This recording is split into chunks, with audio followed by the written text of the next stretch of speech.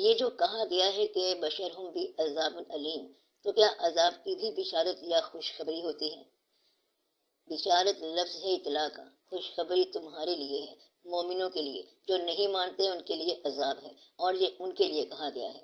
قرآن پاک میں کسی جگہ مومنوں کے لیے دوزخ کا نام نہیں لکھا گیا۔ آپ نے سارا قرآن پڑھ لیا ہے، کافر بچ جائیں گے یا نہیں بچ جائیں گے، اصلی بچنا آپ کا ہے۔ سماج میں انقلاب پیدا نہ کرو، بلکہ اپنا انقلاب پیدا کرو۔ اللہ تعالیٰ کے احکامات کی بجا آوری اگر خوش دلی سے کی جائے تو بہت ہی مبارک بات ہے۔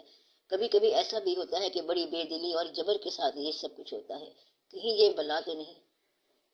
دیکھو، اگر ولنگلی عبادت کی جائے تو یہ اس نے خود کرائی ہے، اور اگر جبر میں کی جائے تو یہ آپ نے کی ہے، اور یہ اچھی بات ہے۔ حالات سازگار نہیں ہیں اور پھر عبادت کی ہے۔ نماز میں لطف بھی نہیں آیا لیکن فرض سمجھ کے آپ نے عبادت کی ہے، تو یہ آپ کا عمل ہے، مستحسن ہے۔ وہ جو اس کا کیفیت دینے والا عمل ہے تو وہ تو ہر آدمی کرے گا۔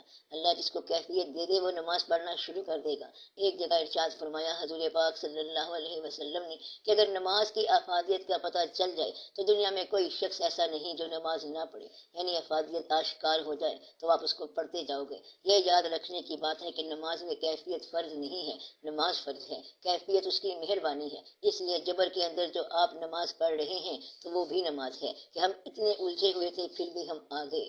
لوٹ آیا ہوں میں دنیا کے ویرانوں سے، بڑی بات ہے، اس لیے یہ اچھا ہے۔ موجودہ دور میں صراط مستقیم آدمی کس طرح پا سکتا ہے، جبکہ آج کل اتنے فرقے ہیں کہ آدمی ایک کے پاس جاتا ہے تو کچھ اور سیکھتا ہے۔ اہل حدیث اور کہتے ہیں، سنی کچھ اور، شیعہ کچھ اور۔ کافروں کے پاس جاتا ہے آدمی، قادیانیوں کے پاس جاتا ہے تو وہ کچھ اور بتاتے ہیں۔ آدمی کو ایک کام ضرور کرنا چاہیے کہ جب تک پیشنٹ یعنی مریض شفایاب نہ ہو ڈاکٹر کی تلاش چھوڑنی نہیں چاہیے۔ ایک بات تو یہ یاد رکھو، پھر آپ یہ گلہ کریں گے کہ وہ ہومیوپیتھک ہیں، یہ حکیم صاحب ہیں، یہ ڈاکٹر صاحب ہیں، لیکن جب تک مریض صحت یاب نہ ہو ڈاکٹر کی تلاش ضرور رکھو۔ یہ بات سمجھ آ گئی آپ کو؟ دوسرا یہ کہ اسلام بڑا آسان مذہب ہے۔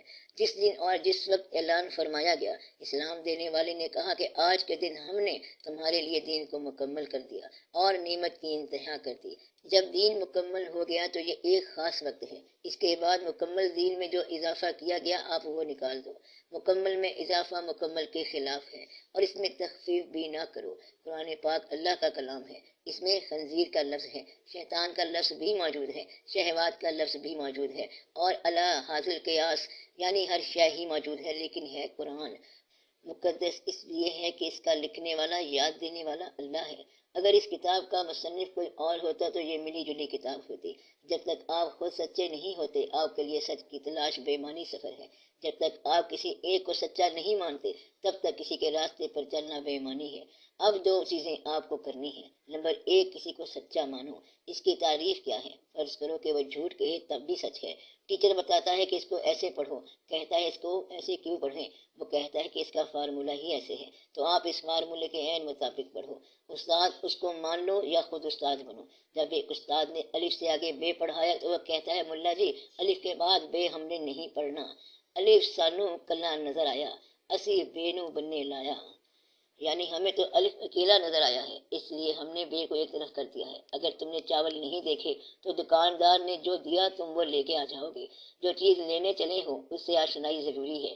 اب دین میں فرق نہیں ہے، شریعت میں کہیں بھی فرق نہیں ہے کہ ہم نے آج کے دن تمہارا دین مکمل کر دیا، کے درمیان کوئی فرق نہیں۔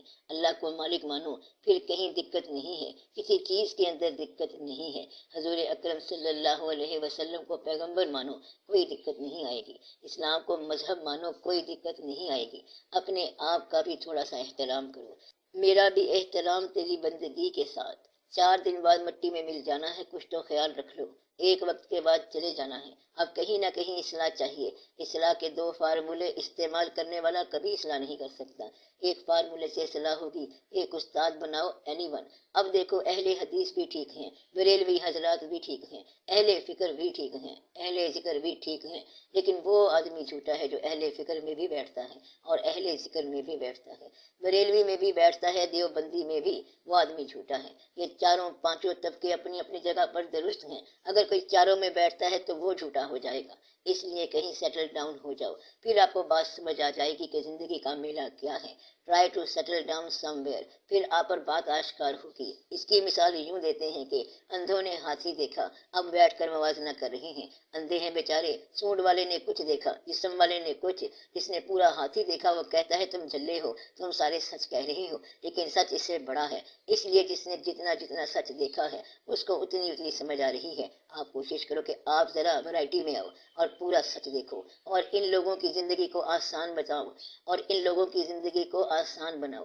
یہ بیچارے بدنیت نہیں ہیں، کچھ اپنی اپنی مجبوریوں میں ہیں۔ آپ مسلمان لوگ ہو، یہ جاننے کی کوشش کرو کہ اصلی سچ کیا ہے۔ اللہ کے ساتھ تمہارا تعلق ہے، اللہ کے محبوب محمد صلی اللہ علیہ وسلم کے ساتھ تمہارا تعلق ہے، قرآن پاک کے ساتھ تلاوت کا تعلق ہے، اور زندگی کے ساتھ محبت کا تعلق ہے۔ اس کو لطف کے ساتھ گزارو، بحث نہیں کرو، پھر انشاءاللہ تعالی مسئلہ حل ہو جائے گا۔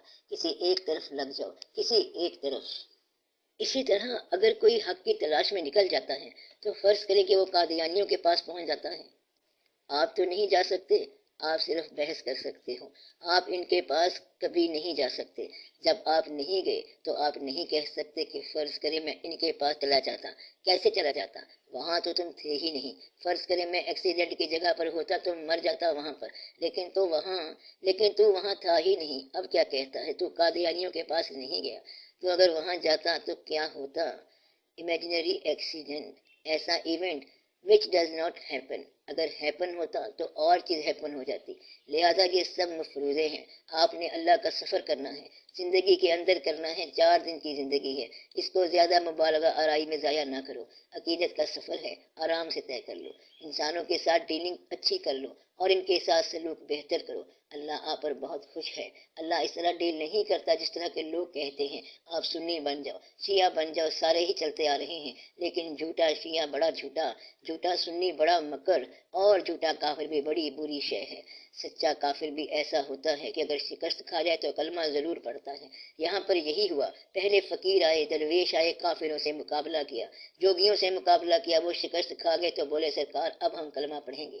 آج کا مسلمان 10 مرتبہ شکست کھائے گا اور پھر بھی کلمہ نہیں پڑھے گا۔ کوئی منافقت والی بات آ گئی ہے، اس لیے آپ منافق نہ بننا۔ آپ ایک طرف چلتے جاؤ اور باقی لوگوں کے لیے دعا کرو، اچھا رستہ مل جائے گا خیر سے۔